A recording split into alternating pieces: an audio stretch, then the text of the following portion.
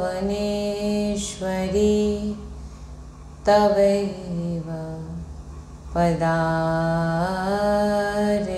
वृन्दं प्रेमामृतेक मकरन्दरसोगपूर्णं हृदयपितं मधुपते स्मरतापमोग्रं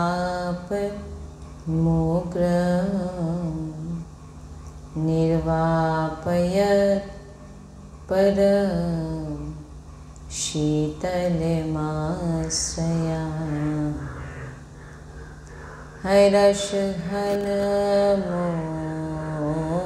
हैरसघनमोहनमूर्तिं विचित्रकेलिमहोत्सवोल्लासितं राधाचरण विलोलिता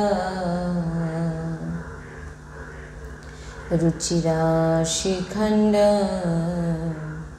हरिं वन्दे श्री राधा वल्लभ लाल की जय। श्री सद्गुरुदेव भगवान की जय। परम सच्चिदानंद घन आनंद समुद्र परात्पत प्रेम रस प्रवाही श्रीमद श्री वृंदावन धामेर समस्त खग मृग पशु पाखी तरुलता श्री रजरानी जो श्री यमुना रसरानी जो समस्त ब्रजवासी परिकर समस्त प्रेमी महाभागवत रसिकजन समस्त सहचरी बृंद और प्राण आधार श्री जुगल सरकार अपार कृपा रसेर बर्षा करছেন আর আমরা সেই অহেতুকি কৃপা প্রেম রসে ডুবছি এমন প্রত্যেক সেকেন্ডে আমাদের বিচার হওয়া উচিত। श्री राधा वल्लभ लाल की जय। सद्गुरुदेव भगवान की जय। वृंदावन वर्षाना धाम की जय। महाप्रभु श्री हरिवंश चंद्र जी महाराज की जय। समस्त सहचरी वृंद की जय। जय जय श्री राधेश्याम जय जय श्री राधेश्याम जय जय श्री राधेश्याम जय जय श्री हरिवंश श्री हरिवंश।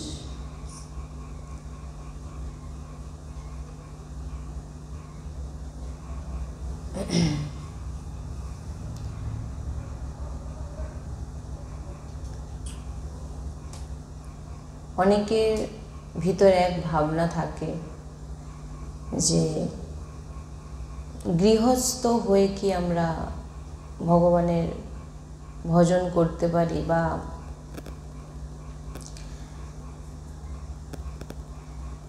ভগবানকে প্রাপ্তি করতে পারি। তো সৎসঙ্গী যিনারা হন, যিনারা প্রত্যেক দিন সৎসঙ্গ শ্রবণ করেন, জীবনে ধারণ করেন, তিনারা খুবই চতুর হন, চালাক হন। প্রথম কথা,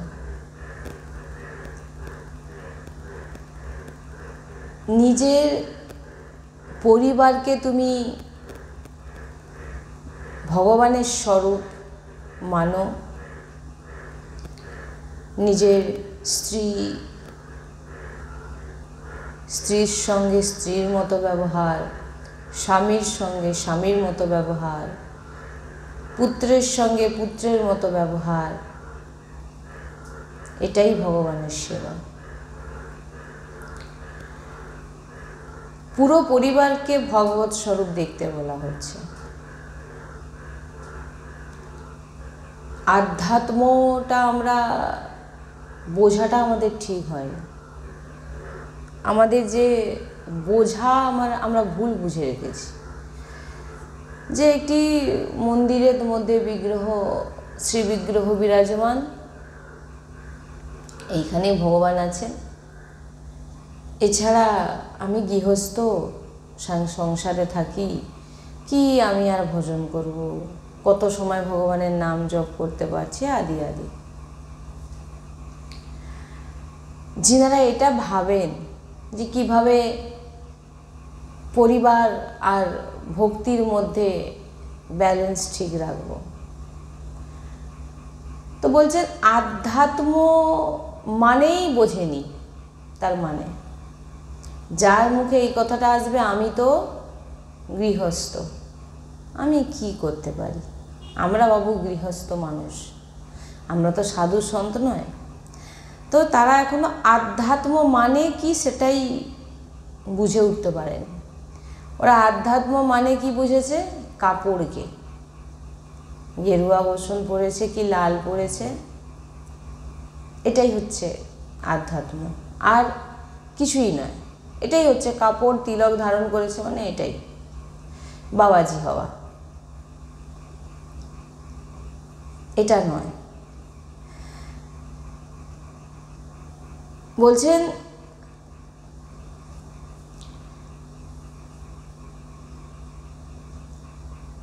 আধ্যাত্ম মানে হচ্ছে রাগ দ্বেষ, রাগ ত্যাগ করা। আধ্যাত্ম মানে কি, রাগ মানে কি, রাগ মানে প্রেম বলা হয়েছে। রাগ, আধ্যাত্ম মানে আসক্তি, আসক্তিকে ত্যাগ করা। যদি কোনো ব্যক্তি গেরুয়া বসন করেছে, তিলক সেবা করেছে, সব কিছু যা ভেষ যেটা হয় সবই ধারণ করেছে, কিন্তু তার মধ্যে আসক্তি, রাগ যদি পরিপূর্ণ থাকে, তাহলে কিন্তু ঠিক না, কোনোই লাভ নেই এতে। রাগ ত্যাগ করে, আসক্তি ত্যাগ করে, প্রেমপূর্বক তার সেবা করতে পারো, তুমি তার সেবা করো, কিন্তু তার প্রতি আসক্তির রাগ করা যাবে না। আধ্যাত্ম মানে হচ্ছে এটাই। আধ্যাত্ম মানে কি, কারোর প্রতি আসক্তি, রাগ করা যাবে না, কিন্তু প্রেমপূর্বক তুমি তোমার পরিবারের সেবা করবে। আধ্যাত্ম মানেই তো উল্টো বুঝেছে, বোঝেই নি ঠিক করে, তো বুঝবে কি আর, কারণ এটা তো সৎসঙ্গীরা ছাড়া পাবেও না। কারণ সৎসঙ্গী যিনারা করেন, মানে শ্রবণ করেন, ধারণ করেন, তিনারাই বুঝবেন, তাহলে কি করে বুঝবে? আমি তো গৃহস্থ, পতিত, কেউ পতিত নয়, ভগবানের বাচ্চারা কখনো পতিত হতেই পারে না। তুমি ওটা ভেবেছো, তোমার ভাবনা, ওটা তোমার ভাবনা, তোমার কোনো কারোর কোনো এসে যায় না। রাগই হচ্ছে দূষিত, আসক্তি হচ্ছে দূষিত। তুমি যত সামনে থেকে ভেষ পাল্টে নিজেকে পবিত্র দেখানোর চেষ্টা করো, তোমার ভিতরে যদি রাগ বা আসক্তি থাকে, তাহলে তুমি কিন্তু এই দুটোই হচ্ছে দূষিত। রাগ, আসক্তি দূষিত, রাগ হচ্ছে দূষিত। বৈরাগ্য কেন ধারণ করা হয়? এই আসক্তি আর রাগকে ত্যাগ করার জন্য। এই দুটোকে যদি না ত্যাগ করেন, কিসের বৈরাগ্য? আপনি যতই আপনি যাই কিছু করুন না কেন। তাই সদ্গুরুদেব ভগবান বলেন যে বিনা ভেষ নিয়ে তুমি ভগবত প্রাপ্তি করতে পারবে। ভেষ মানে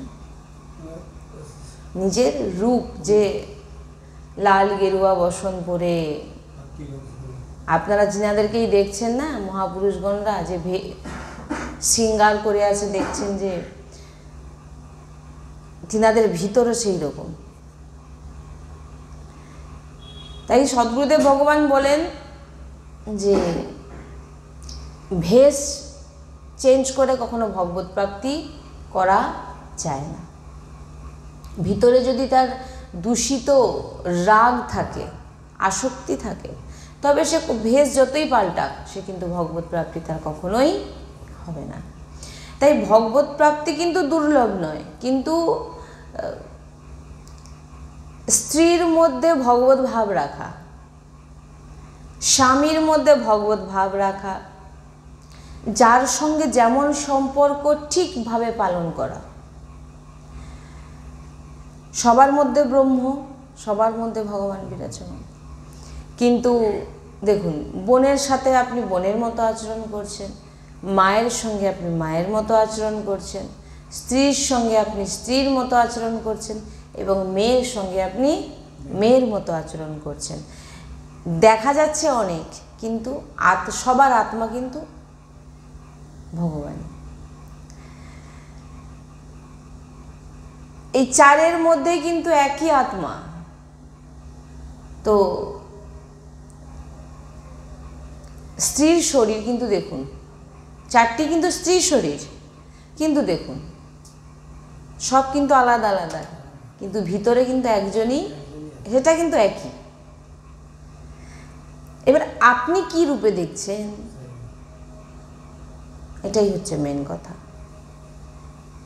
আপনি তার ভিতরে ভগবান দেখছেন না নিজের কিছু ভাবছেন, সেটাই হচ্ছে রাগ, আসক্তি। আর এগুলোকে যে ছেড়ে দিতে পারবে সেই হচ্ছে মহাত্মা। এইটাই হচ্ছে বুঝতে হবে। আমরা যখন শিব বিগ্রহে ভাবনা রাখি যে এই রাধা বল্লভজি বিরাজমান শিব বিগ্রহের মধ্যে,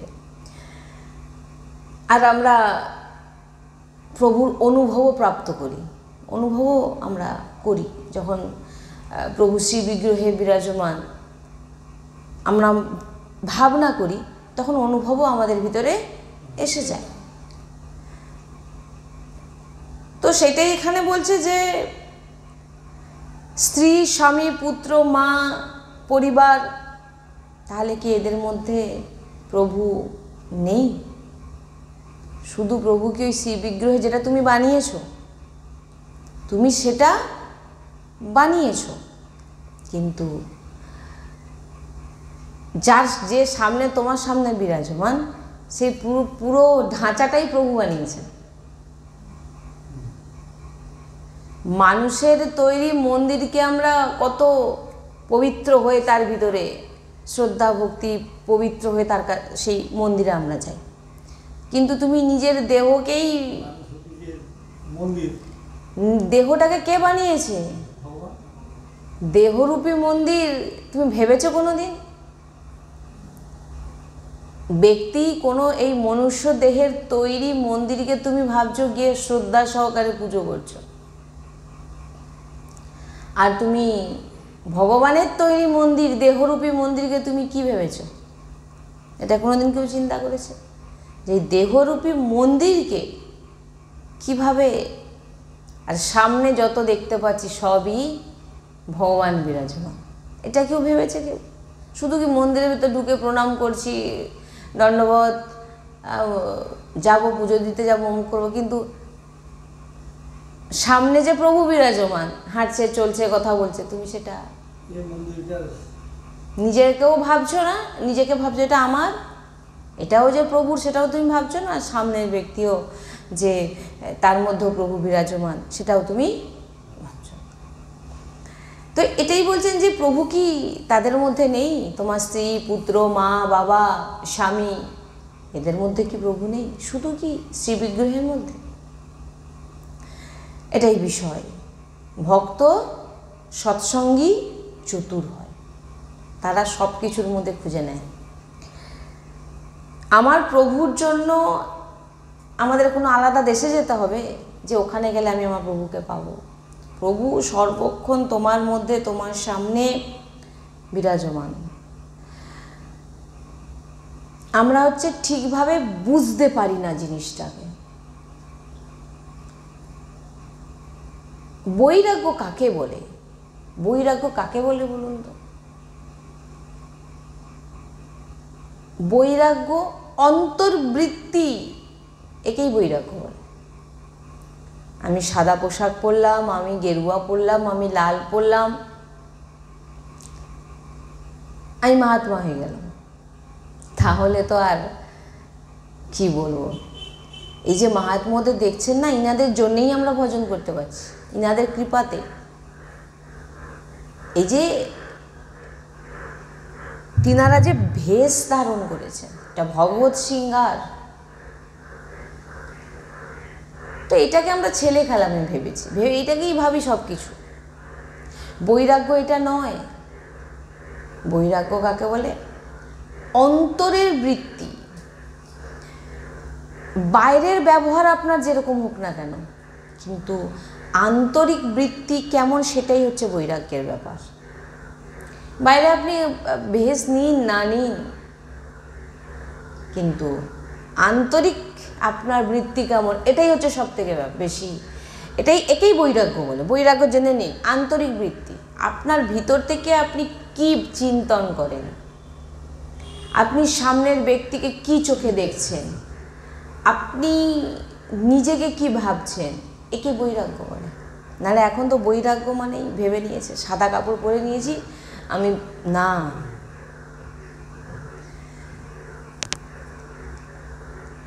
দেখুন, প্রীতি ও রাগের মধ্যে অন্তর আছে। প্রীতি ও রাগ, এই দুটোর মধ্যে কিন্তু অন্তর আছে। কি অন্তর বলছে না? রাগ হচ্ছে শরীরের ভাবে হয়। এই যে দেহটা আমার স্ত্রী, দেহ আমার স্ত্রী, এটা কি হচ্ছে? রাগ। আর প্রেম প্রীতি কি? আত্মা ভাবে হয়। ঢাঁচা যাই হোক না কেন, আমার স্ত্রী, মা, বোন, ভাই, স্বামী, ঢাঁচা যেই হোক না কেন, ওই ঢাঁচার ভিতরে যে বিরাজমান, সে হচ্ছে আমার প্রভু, আমার ভগবান। এটা হচ্ছে প্রীতি। আর রাগ হচ্ছে কি? শরীরের ভাবে হয়, শরীরের প্রতি রাগ হয়, এটা ত্যাগ করতে বলছে। এটাই দূষিত। তোমাকে যে সম্পর্ক দেওয়া আছে তুমি প্রেমপূর্বক পালন করো, কিন্তু রাগ যেন না হয় ওই দেহের প্রতি। তার যা কর্তব্য তুমি করবে, স্ত্রীর প্রতি যা কর্তব্য, স্বামীর প্রতি যা কর্তব্য, ছেলে মেয়ে বাবা মা যা কর্তব্য সব করবে, কিন্তু ওই দেহের প্রতি যেন রাগ না হয়ে যায়, এটাই হচ্ছে মেন ব্যাপার। হ্যাঁ, আসক্তি। প্রীতি করুন। কেমন প্রীতি? এর ভিতরে আমার বিরাজমান আমার ভগবান। তাই প্রীতি ও রাগের মধ্যে অন্তর আছে।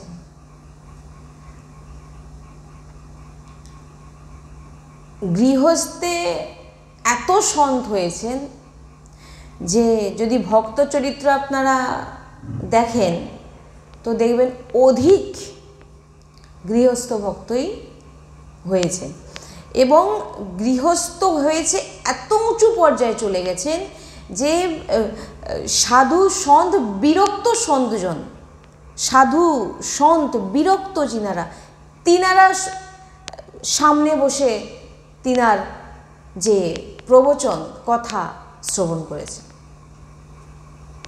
গৃহস্থ ভেবে কখনো নিজেকে যদি কেউ ভেবে থাকেন আমি বেকার, তাহলে সে এখনো আধ্যাত্ম সম্বন্ধে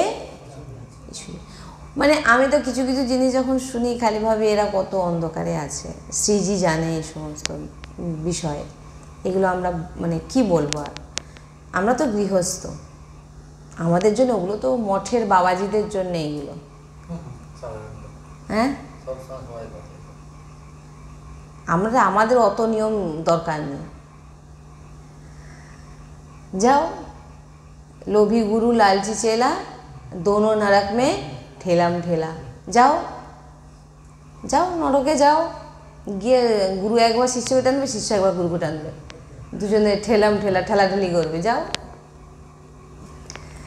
কারণ জ্ঞান যিনি দেন তিনাকেই গুরু মানবো আমরা, না তো জ্ঞান দিচ্ছেন।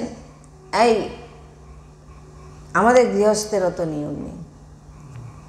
করো, তুমি ভগবত ভগবানের কাছের জনের কথা শুনবে না, তুমি তোমার শাস্ত্র মানবো না, তুমি তোমার মতো বিধান রচনা করে নেবে, হ্যাঁ শাস্ত্র মানিয়ে ফেলবে আর বিধান রচনা করবে। হ্যাঁ তুমি তাহলে তো হয়েই যেত। এরকম কত এসছে কত গেছে। তার জন্য রেডি হয়ে যাও, তোমার জন্য খুব বড় জাহাজ পাঠানো হবে। এটাই তো বোঝার ব্যাপার, মানে একটাই বোঝার ব্যাপার। হ্যাঁ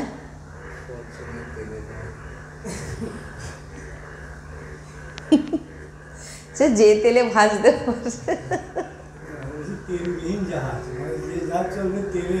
না, বলছেন গৃহস্থ ও বিরক্ত দুই পুত্র ভগবানের, দুটি মার্গ, এক হচ্ছে গৃহস্থ, এক হচ্ছে সাধু সন্ন্যাস। বিরক্ত মানে ওনাদেরকে বলা হয়। তাই গুরুজি বলেন যিনি গৃহস্থ তিনাদেরকে ভগবান বিশেষভাবে গুরুত্ব দেওয়া হয়েছে তিনাদের। বলছেন কারণ বিরক্তদের জন্য একটাই কাজ, সেটা হচ্ছে কি শুধু ভগবত চিন্তন, রাধা রাধা রাধা, ভগবত চিন্তন রাধা রাধা রাধা, একটাই কাজ। আর গৃহস্থের জন্য অনেক কাজ, রোজগার করা, সংসার দেখা, মেয়ের বিয়ে দেওয়া, পরিবারের দেখাশোনা, পুত্রকে পড়াশোনা করা, কন্যাকে পড়াশোনা করানো, বহু কাজ। এবারে তার মধ্যে সে ভগবানের নাম করছে। বলছেন বিরক্তদের থেকে গৃহস্থদের বেশি কঠিন সাধনা, কত লড়াই করতে হচ্ছে তাকে। কিন্তু বিরক্তদের একটাই কাজ। এই দেখুন এগুলো আমি যে বলছি না, এই যে বাণী সব, এগুলো সব সদ্গুরুদেবের বাণী। আমরা সদ্গুরুদেবের বাণী ছাড়া অন্য কিছু বলি না আর অন্য কিছু শুনি না। সদ্গুরুদেবের কাছ থেকে যা যা পাচ্ছি, খুব গুরুত্বপূর্ণ পয়েন্টগুলো আমরা লিখি, সেগুলোকে আমরা ভক্তদের সামনে আনি। আর যেগুলো শ্রীজির অনুভবে, শ্রীজির ভাবেন যে এইগুলো আজকে একে এর মাধ্যমে বলাবো, সেগুলোই বলি। কোনো জ্ঞান ফ্যান কিছু নেই, কেউ ভাববেন না খোগলা। সবই গুরুবাণী, সন্ত বাণী। বৃন্দাবনে আমার তো কোনো লুকোনো কিছু নেই। সদ্গুরুদেব ভগবানের কৃপায় যতটুকু যেটাই বলতে পারি, উনারই বাণী। উনি বলছেন যে তিনি নিজে বিরক্ত, তিনি নিজে সন্ত।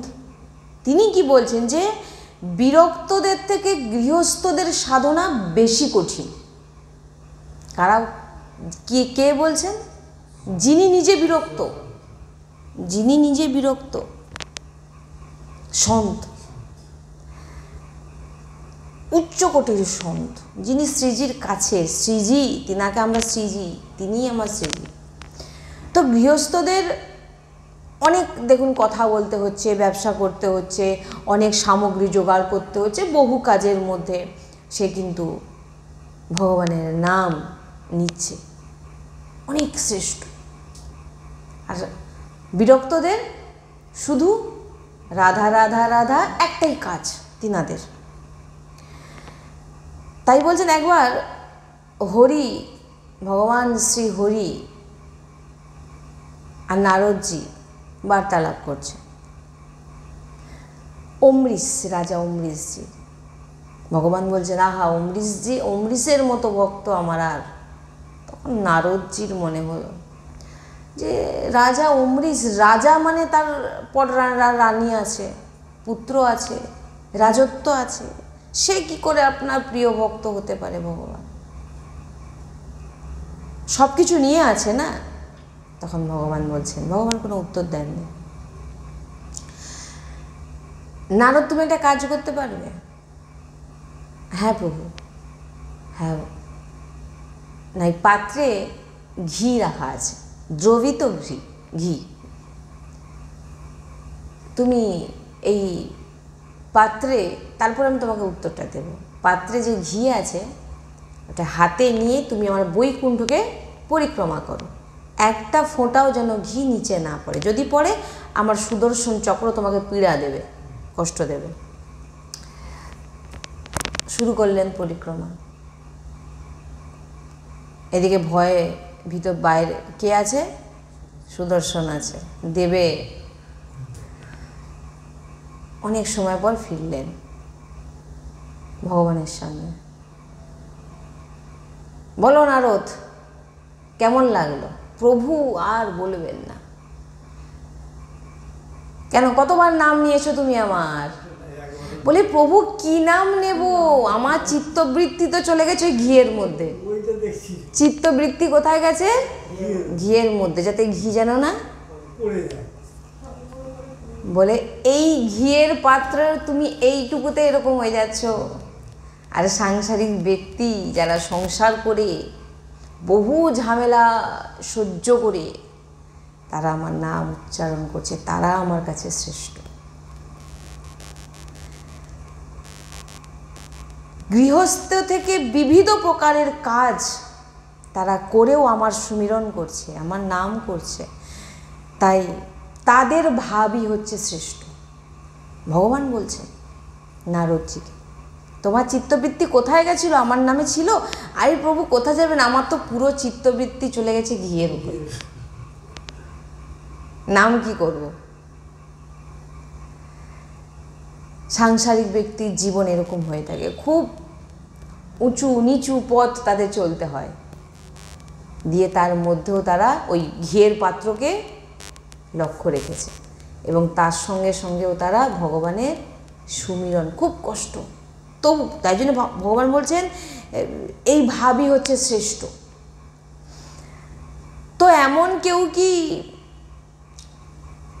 ভাবতে পারেন যে বিনা বিরক্ত হয়ে ভগবানের প্রাপ্তি কখনোই হবে না? এরকম অনেকে ভাবে না যে আমি সন্ন্যাস নয়, আমি প্রভু নয়, সাধু নয়, আমি কি ভগবত প্রাপ্তি করব? তাই রাগের ত্যাগ, তাই এটাই হচ্ছে মেন ব্যাপার। আপনার মধ্যে আপনি গৃহস্থ কি আপনি বিরক্ত, যাই না কেন, মেন ব্যাপারটা হচ্ছে আপনার ভিতরে কতটা আপনি রাগকে ত্যাগ করতে পেরেছেন, তার ওপরেই আপনার সব কিছু। আপনি কারোর প্রতি মায়া মোহ আসক্তি রাগ করে রেখেছেন, তো সেটা হয়তো এখানে কি বলছে, তুমি সবার সঙ্গে থাকবে, সব কর্তব্য করবে, যেমন ব্যবহার যেমন তার সঙ্গে আচার ব্যবহার সব কিছু করবে, কিন্তু তার মধ্যে ভগবত ভাব রাখবে, আসক্তি করা চলবে না। এর মধ্যে আমার প্রভু বিরাজমান, আমি তাকে ভালোবাসি। ভালোবাসা বলতে ভালোবাসি তাকে, আমার তার ভিতরে বসে থাকা প্রভুকে।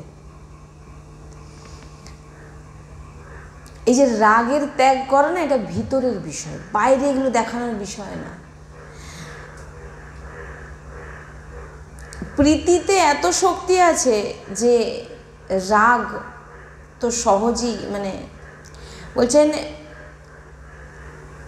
ছোট ছোট ছেলে মেয়ে দেখবেন প্রেম করছেন, ভালোবাসা করছেন, 20 বছর 25 বছর ধরে মাতা পিতার কাছে থেকে পড়াশোনা শিখে খাওয়ালো পড়ালো বড় করলো, হ্যাঁ, সবের রাগ কোণে রেখে দিয়ে সেই ছেলেটার সঙ্গে বা সেই মেয়েটার সঙ্গে সব ছেড়ে দিয়েছে, চলে গেল। কেন? তার প্রেমটা কোথায়, তার ভালোবাসাটা কোথায় সেই ছেলেটার প্রতি বা সেই মেয়েটার প্রতি? এখন এগুলো এই সমস্ত সব ভুলে গেল। এটাই বলছেন যে যদি সাংসারিক রাগের এরকম যদি হয়ে থাকে, তো আমরা তো প্রিয়া প্রিয়তমের ভগবানকে প্রেম করব বলছি। সাধারণ সাংসারিক প্রেম দেখুন, সব রাগকে যারা যে বাবা মা বড় করে ছেড়ে দিয়ে চলে যাচ্ছে, আর আমরা তো প্রেম করতে যাচ্ছি। দেখুন সেই মেয়েটা কিন্তু বা সেই ছেলেটা কিন্তু পুরো পরিবারের মধ্যে আছে, আছে কি আর নেই? কিন্তু তার চিন্তনে সবসময় কে বসে আছে? তার সেই প্রেমিক বা তার প্রেমিকা। দেখুন সবার সঙ্গে বসে আছে, খাচ্ছে, ঘুমোচ্ছে, সব কিছু করছে, কিন্তু তার ভিতরে কখন দেখা করতে যাব, কখন একটু সময় পাবো ঘর দিয়ে বেরিয়ে, হ্যাঁ কি না বলুন? তো আপনার উদ্দেশ্য আমি প্রিয়া প্রিয়তম ভগবানের সঙ্গে, ভগবানকে প্রেম করব, আর আমাদের ভিতরে সে শক্তি, আমরা কি বলছি, আমরা গৃহস্থ। তোমাকে তো এইরকমই প্রেম করতে বলা হচ্ছে। যেমন একটি ছেলে একটি মেয়ে যেমন করছে, যত দূরে দূরে আছে তাদের মধ্যে কত টান, আরে আমি কখন দেখা করতে হবে, সারাক্ষণ সেই চিন্তা সবার মধ্যে কিন্তু আছে, খাচ্ছে দাচ্ছে সব কিছু করছে, কিন্তু তার চিন্তন দেখুন, এইটা সাংসারিক, সংসারে থেকে সে চিন্তন করছে দেখুন। তাহলে আপনি ভগবানকে পেতে চাইছেন, হ্যাঁ, সবার মধ্যে থেকে আপনি যদি আপনার সত্যি প্রেমিক হন প্রিয়তম ভগবান, তাহলে আপনি তো সবসময় ভগবানের সেই প্রেমিকের চিন্তনেই পড়ে থাকবেন। আপনি সংসারের থেকে আপনার রাগ কি করে আসবে? তাহলে সেই মেয়েটাকে যে ছেলেটাকে তার বাবা মা এত কষ্ট করে পড়িয়ে বড় করলো, সে সব ভুলে গেল, বা সবার মধ্যে থেকে সে তাকেই চিন্তা করছে, কেন তাদের চিন্তা করছে না? কেন? তার ভালোবাসা, তার যে প্রেম, তার প্রীতি ওই ছেলে বা ওই মেয়ে। তাহলে আপনি ভগবানকে পেতে চাইছেন, আপনি সবার মধ্যে থেকে বলছেন আমি গৃহস্থ, আমি কি করে, তো আপনার তো এখনও, তার মানে হচ্ছে আপনার বোঝাও ঠিক হয়নি, আর আপনি ঠিক করে ভজন করেনও নি। যদি আমাদের শরীরে প্রেম আছে, শরীরের প্রতি, ভোগের প্রতি প্রেম আছে, তো আমাদের কাছে কাপড়ই কেবল বৈরাগ্য হবে। বুঝতে পারলেন কি বললাম? মানে যদি আপনার শরীরের প্রতি রাগ আছে, ভোগের প্রতি প্রেম আছে, আর আপনি বৈরাগ্যের পোশাক পরে আছেন, তাহলে এই কাপড়টাই হচ্ছে বৈরাগ্য, আপনি কোথাও বৈরাগ্যে নেই। বুঝতে পেরেছেন এবারে? এই কাপড় হচ্ছে বৈরাগ্য, আপনি বৈরাগ্য নয়। ভিতর থেকে বৈরাগ্য ভিতরের অন্তরের ব্যাপার, বাইরের। বলছেন আপনি প্যান্ট শার্টে আছেন, আপনি ভজন করছেন, আপনি হচ্ছে সত্য সন্ত বৈরাগ্য। আর কেউ সন্ত বেশে আছে কিন্তু ভজন নেই, তাহলে আপনি কিন্তু এই কাপড়ই বৈরাগ্য।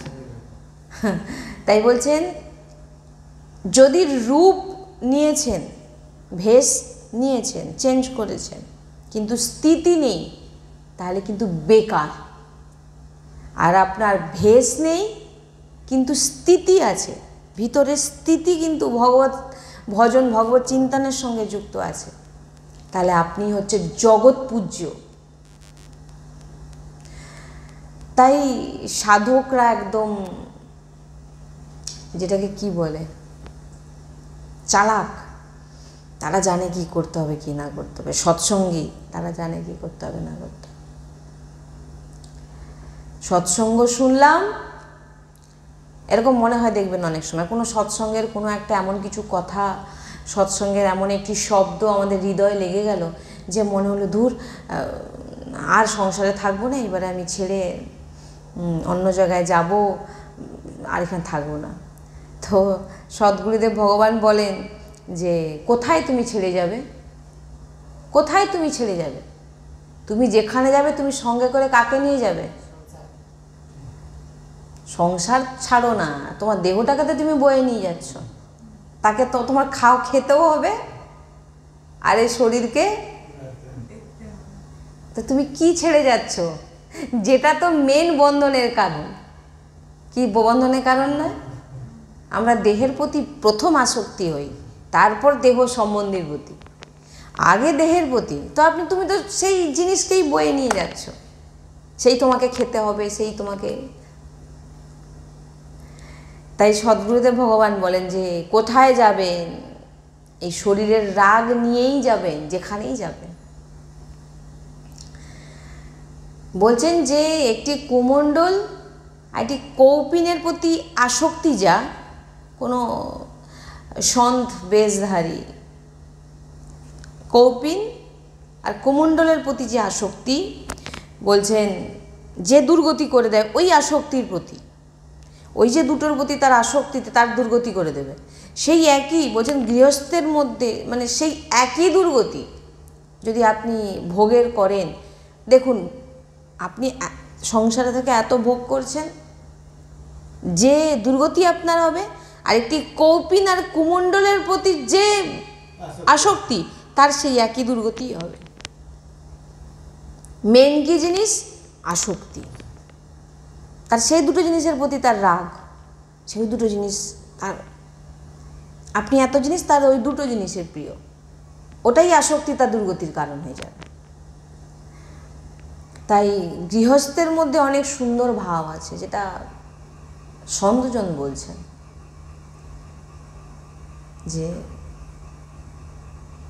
যত ভজন করুক, দেখবেন গৃহস্থ যত ভজন করুক না কেন, যখন সন্তজন সামনে আসে, গুরুজন সামনে আসে, নিজেরা দু হাত জোড়ো করে ভাবেন ও যে আমি তো গৃহস্থ, আমি তো আপনাদের মতো, নিজেকে কত অহংকার থেকে তারা বেঁচে যাচ্ছে। সেই যে কত বড় ভজনানন্দী সন্তদের সামনে গিয়ে বলছেন আমি কত নীচ, নিজেকে কত বলছেন। সদ্গুরুদেব ভগবান অনেক ভিতরের কথা বলছেন, যে এই যে ভাবনাটা যখন আমাদের ভিতরে আসছে, আমি কত নীচ, আমি কত ছোট, এই যে ভাবনাটা আসছে, এটাতে আপনার কি নষ্ট হচ্ছে? অহংকার নষ্ট হচ্ছে। কিন্তু আপনার মধ্যে ভজন সাধন নেই, মানে করবেন না, দিয়ে ভোগে ডুবে থাকবেন, আর এদিকে বলছেন আমি তো গৃহস্থ, এটা ব্যাপারটা আলাদা।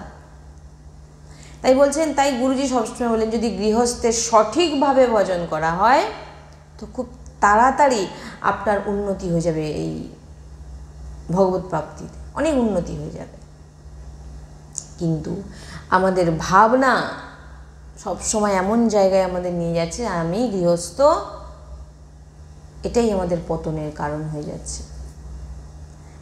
আমার দ্বারা আর কিছু হবে না, হ্যাঁ, আমি সংসারের মধ্যে থেকে কিছু করতে পারছি না, আমি সংসারে থেকে ভজন করতে পারছি না, আমি আমার দ্বারা কিছু হবে না, এটা আমি সময় পাই না, যদি এটা কেউ বলে থাকে, সেই হচ্ছে তার নিজের পতন, সে নিজেই করছে। কারণ তুমি নিজের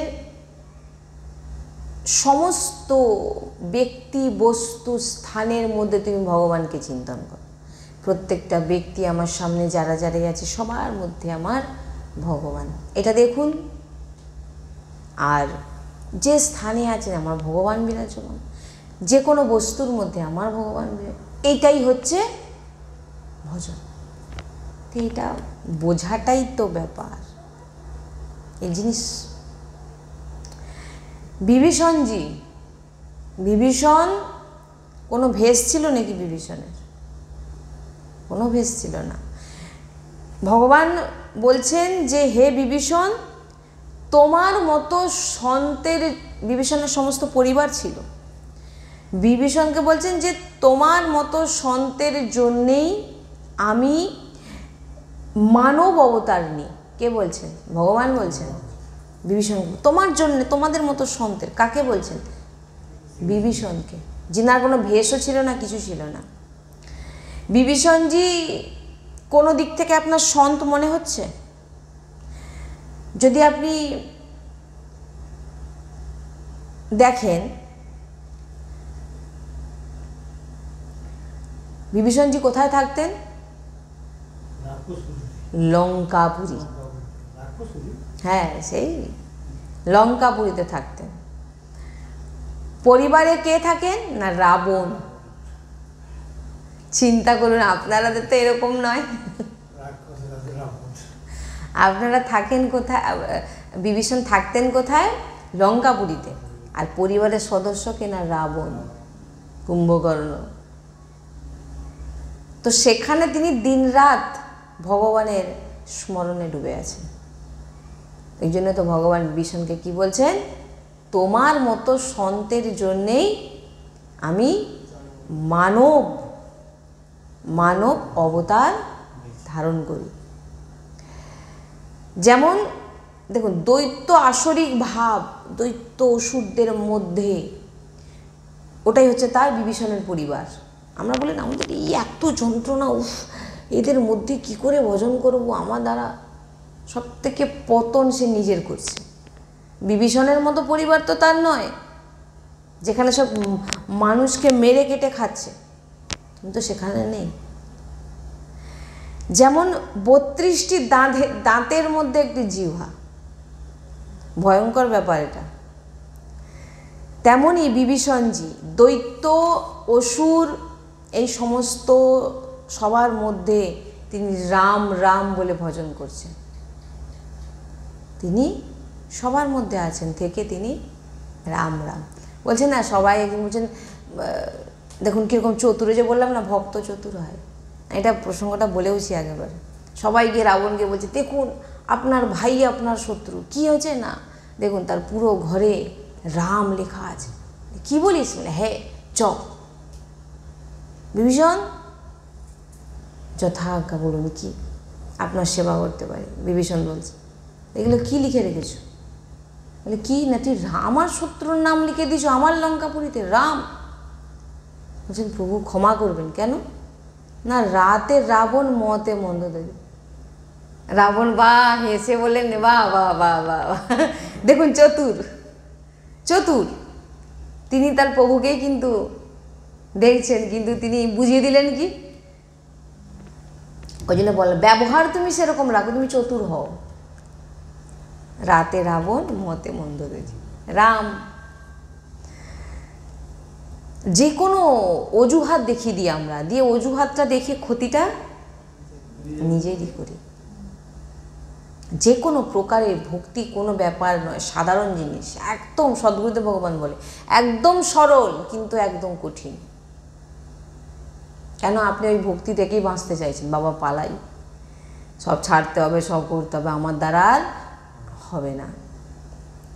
তাই যতক্ষণ আমাদের বিষয় চিন্তন, দেহ চিন্তন, নানা প্রকারের রাগ দ্বেষের চিন্তন, ব্যক্তি বস্তু স্থান, তো ভগবত অনুভব কখনোই হবে না। তাই অনুভূতি যে ভগবত তখনই হবে যখন অনন্য চিন্তন হবে। অনন্য চিন্তন হবে। আপনি সামনের প্রত্যেক পরিবারের সদস্যের মধ্যে ভগবানকে দেখছেন, প্রত্যেক কাজের মধ্যে ভগবানকে দেখছেন, তখনই আপনার ভিতরে অনুভূতি আসবে। যে ব্যক্তি বস্তু স্থানকে দেখছো সবের মধ্যে তুমি ভগবানকে দেখো, এটা কোনো ব্যাপার না করা, কিন্তু এটাই হচ্ছে সব ব্যাপার। এই ভাবনাই হচ্ছে আপনাকে সিদ্ধ করিয়ে দেবে। আপনাকে এই ভাবনা যদি আপনার ভিতরে থেকে যায় যে সবার ভিতরে আমার ভগবান, আমি সবাইকে সেবা করছি, সবার জন্য ভগবান আমাকে দায়িত্ব দিয়েছে, আমি সেবা করছি, ভগবানেরই সেবা করছি, ভগবানই আমার সাথে। আমার স্ত্রী বলে সে একটা তাকে যা তা ভেবে নিলাম, তার মধ্যে আমার সাবধান। একটি আমার স্বামীর মধ্যে আমি সাধারণ ভাবছি না, আমার স্বামীর মধ্যে আমার ভগবান বিরাজ, আমার বাবা মা, আমার পুত্র, আমার পরিবার, সবার মধ্যে আমার ভগবান বিরাজ। কিন্তু আমাদের ভাবনা এটাই হয়ে গেছে আমাদের। তাই যা কিছু ক্রিয়া রূপ সবের মধ্যেই আমার প্রভু বিরাজমান, এইরকম ভাবনা যখন এসে যাবে আপনি সিদ্ধ হয়ে যাবেন। আর কোনো কিছু নেই, কারণ আপনি তো সর্ব জায়গায় দেখছেন। কিন্তু ব্যবহার, এই যে বললাম বিভীষণ চতুর, ব্যবহার আর তুমি সবার সঙ্গে একদম ভালোভাবেই করবে, যেমন রাবণের সঙ্গে করলো বিভীষণ। কি ভাই তোমার নাম, দাদা তোমার নাম লেখা, মহারাজ তোমার নাম রাম, এই রাবণ, আর আমার রাতে রাবণ আর মতে মন্দোদরী। এর স্বরূপ এটাই হচ্ছে বুদ্ধিমান। বিবেক জাগ্রত যখন হবে তখন এগুলো আপনি বুঝতে পারবেন। নাহলে এখন নাহলে বলে দূর এ তো এরকম বলে যাচ্ছে, এ তো এরকম সবসময় ডেলি ডেলি বলে, তো বুঝতে পারবে না। তো যতক্ষণ না ভিতরের বিবেক না জাগ্রত হচ্ছে ততক্ষণ কী করে বুঝবে, কী করে অনুভব করবে? তাকে হাজারও বোঝালে আপনি বুঝতে সে পারবে না। তাই কিন্তু যে অসৎ চেষ্টা করছে তার মধ্যেও ভগবান, যিনি অসৎ চেষ্টা করছে আপনার সামনে আসছে আর আপনাকে এমন অধিকার দেওয়া হয়েছে যে আপনি তাকে শাসন করতে পারেন, তো বলা হচ্ছে সেই অসৎ চেষ্টার নিবারণের জন্য আপনি তাকে দণ্ড দেবেন, ধূপ ধুনো ঘোরাবেন না। আর তার মধ্যে ভগবান আমি ধূপ ধুনো ঘোরাই। সে খারাপ চেষ্টা করেছে, আপনাকে অধিকার দেওয়া হয়েছে তাকে দণ্ড দেওয়ার জন্যে, তো আপনি দণ্ড দেবেন, ওটাই হচ্ছে পুজো। বুঝবেন, বোঝাটাও ব্যাপার, এটাই পুজো হবে। বোঝা যায়নি ব্যাপারটা? আপনাকে কোনো অধিকার দেওয়া হয়েছে, সে কোনো খারাপ কাজ করছে, আপনাকে অধিকার দেওয়া হয়েছে যে খারাপ কাজ যখন করছে তাকে শাস্তি দাও, অধিকার ভগবানই দিয়েছেন, আর তার মধ্যেও ভগবান বিরাজমান।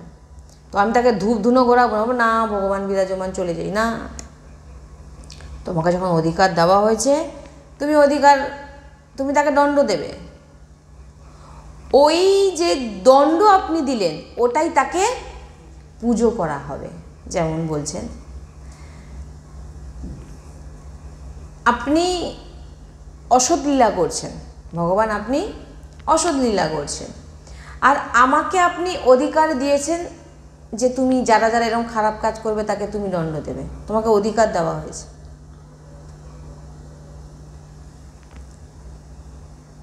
যেমন একটা সাধারণ দিয়ে রাস্তাঘাটে কই আপনি একটা পিস্তল নিয়ে বেরোন তো, বা কাউকে একটা গুলি করে দিন, আপনাকে কি করবে? আদর করে নিয়ে যাবে, চলো বাবা। কিন্তু দেখুন সেই পিস্তল নিয়ে পুলিশ সেনা রোডের ওপরে ডাইরেক্ট মারছে, তাকে তো কেউ ধরে নিয়ে যাচ্ছে না কেন? তাদের তেমন অধিকার দেওয়া হয়েছে। অসৎ লীলা ভগবান করবেন, অসৎ লীলারূপী শত্রু তার সামনে আসছে, ভগবান তাকে অধিকার দিয়েছে গুলি চালাও। তো গুলি চালানো মানেই তোমার ওটা পুজো। কি বললাম? তোমাকে সে পাওয়ারটা দিয়েছে যে তুমি ওকে মারো। ভগবান কি বলছেন অর্জুনকে? তুমি যুদ্ধ করো, এটাই পুজো। বোঝা যাচ্ছে কি না? আমি ধূপ ধুনো আরতি নিয়ে আমার ভগবান, না না, সদ্গুরুদেব ভগবান বলেন এটা নয়। খুব চতুর এইগুলো, মানে কি বলবো, যতক্ষণ না তেমন আশ্রয় প্রাপ্ত হয় সদ্গুরুদেবের চরণাশ্রয়, যতক্ষণ না সৎসঙ্গ পাবেন, এগুলো মানে বুঝতেই পারবেন না। এটাই হচ্ছে ব্যাপার। আপনি পুত্র মিত্র শত্রু রূপে যেমনই আমার সামনে ব্যবহারে আসুন না কেন, আপনি যেমন আমাকে পুত্র সামনে বদমাশি করছে, খারাপ পথে চলে যাচ্ছে, আমি তাকে দণ্ড দেব কেন? ভগবান আমাকে তার পিতা হওয়ার অধিকার দিয়েছেন। তাকে দণ্ড দেওয়া মানে সেই ভগবানকেই পুজো করা। ভগবানকেই পুজো করা হচ্ছে। এগুলো হচ্ছে খুব বিবেকের প্রয়োজন। বিবেক যদি না থাকে আপনি কিচ্ছু বুঝতে পারবেন না এগুলো। আর সৎসঙ্গ, প্রত্যেক দিন শ্রবণ, সদ্গুরুর আশ্রিত হলে তবেই সম্ভব এগুলো বোঝা। আপনাকে যে রোল দেওয়া হয়েছে, আপনাকে যে পদ অধিকার, আপনাকে যেটাই দেওয়া হয়েছে, সেই অনুসার আপনি উপাসনা করবেন। কি বললাম? সেই অনুসার আপনি উপাসনা করবেন। ভগবান সবার মধ্যে, কিন্তু আপনাকে রোল দেওয়া হয়েছে ডাক্তারের বা পুলিশের, পেট কাটবে, সেলাই করবে, বা কাউকে গুলি মেরে উড়িয়ে দেবে।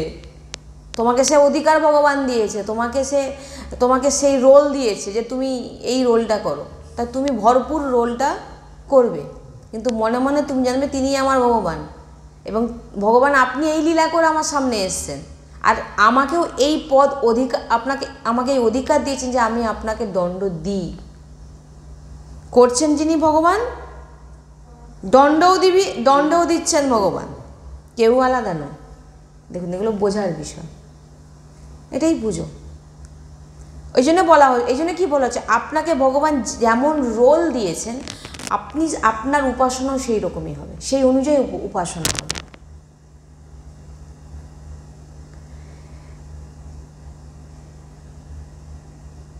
তাই এই যে সমস্ত সৎসঙ্গ শ্রবণ করতে করতেই আমাদের এই বিবেক জাগ্রত হবে। আর যতক্ষণ না বিবেক জাগ্রত হবে আপনি যতই চেষ্টা করুন না কেন বুঝতেও পারবেন না কিছু। আপনার দোষই দোষ মনে হবে, এটা কি সম্ভব, এটা কি ঠিক। এটা কখন জাগ্রত হবে? যখন বিবেক জাগ্রত হবে, চালাক হবেন, চতুর হবেন, তখন আপনি এগুলো করতে পারবেন। তাই আপনাকে যে রোল দেওয়া হয়েছে আপনি জানেন, দেখবেন রাম নাটক হচ্ছে, লীলা হচ্ছে, রাম রাবণকে মারছে, একটুক্ষণ পরে দেখুন রাম রাবণ একসঙ্গে বসে খাওয়ার খাচ্ছে একটা থালায়। এখানে রোল করে গেল, সেখানে একসঙ্গে বসে খাচ্ছে। কারণ জানো তো এগুলো আমরা সব নাটক করছি। তো ভক্ত হচ্ছে চতুর, ভক্ত জানে আমাকে পিতার রোল, স্বামীর রোল বা স্ত্রীর রোল বা বাবা মার রোল দেওয়া হয়েছে, ভাই রোলটা মেটাও, রাধা রাধা বলো, বেরিয়ে যাও। আর যদি ফাঁসো তো ব্যাস, সব রোল চলছে, নাটকের মঞ্চ। এবারে এই রোল আপনি যেভাবে পূরণ করবেন, ঠিকঠাকভাবে রোল ডায়লগ বলুন, বেরিয়ে যান, ব্যাস। আর যদি ফাঁসেন তো ভাববেন যে না এটাই হচ্ছে আমার জীবন। নাটক দেখার সময়, সিনেমা দেখার সময় আনন্দ করছি, হাসছি, কেউ কেঁদেও ফেলছি, কিন্তু একটুক্ষণ পর দেখবেন বেরিয়ে গিয়ে সব জানি তো তো বেকার নাটক। ভক্ত ওই যে দেখবেন ভক্তদের ভিতরে ওই ভাবনা যে এই যে সব দেখছি না এগুলো সব নাটক, সব নাটক হচ্ছে, সব আসবে, কত আসলো কত গেল, হাম রাজা, আমি সন্ত, আমি রাজা, রাজা রন্ত ফকির, সবাইকে চলে যেতে হয়েছে।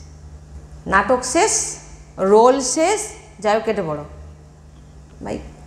যখন নাটকের মঞ্চে যখন ভগবান পাঠিয়েছে, হয় বিরক্ত না হলে গৃহস্থ, যেদিকে ভগবান পাঠিয়েছে ভাই চুপচাপ চলো, নিজের রোল করো, চলে যাও। এবার রোল করতে করতে আপনাকে মনে মনে জানতে হবে যে আমি এগুলো যে রোলটা করছি এটা টাকা কামানোর জন্য। আর আমরাও একটা টাকা কামাচ্ছি কি? নাম, ভগবত নাম। তার মধ্যে আমরা ভগবত নাম স্মরণ করতে করতে, তাই এটা কখনো ভাববেন না যে আমি গৃহস্থ বলে আমি ভজন করতে পারবো না, আমার দ্বারা সম্ভব না। সবার মধ্যে ভগবানকে দর্শন করুন, সেবা করুন, চুপচাপ থাকুন। এক্সট্রাভাবে সবার খাওয়া দাওয়া বন্ধ করে দিয়ে আজকে আমি পুজো মন্দিরে বসেছি, কেউ আমাকে ডিস্টার্ব করবি না, তাহলে সে এখনো কিছু ভজনের সম্পর্কে বোঝেইনি। সবার মধ্যে ভগবানকে দর্শন করো, সবাইকে সেবা করো, ভগবানকে একটু দেরি করে পুজো করো, আগে সামনের ভগবানগুলোকে পুজো করো। সবাই বিরাজমান সবার মধ্যে। সবাই যখন চলে যাবেন এবার আপনার ভাব আপনি বসে করুন 2 ঘন্টা, কিন্তু খেতে দেবো না, রান্না করব না। আমি এরকম দেখেছি, সব কিছু আমি এখন করতে বসেছি, আমাকে এবার ঘরে মারপিট ঝগড়া,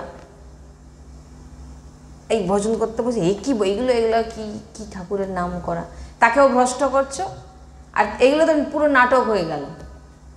দেখুন ঝগড়াঝাটি যখন হয়ে গেল তখন আপনার মনটা কোথায় গেল? আপনি যে মালা নিয়ে বসে আছেন, আপনি আদৌ কি মালার মধ্যে আছেন না ওইগুলো ওই রোলগুলো ঘুরছে?